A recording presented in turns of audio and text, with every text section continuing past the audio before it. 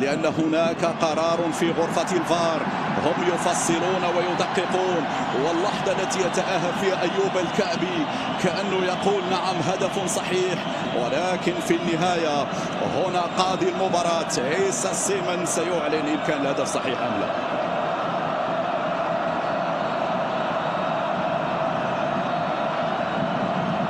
إذا لازلنا في انتظار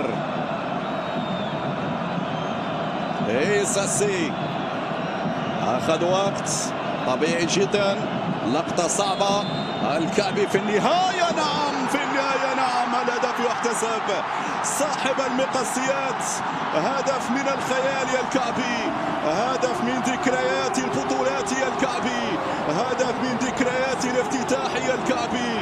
يا سلام على روعة هدفك يا الكعبي، هات الصورة، هات الإعادة، نقول لمخرج المباراة والله لو أعدتها مئات المرات بل آلاف المرات فالهدف نعم لن نمل من إعاداته.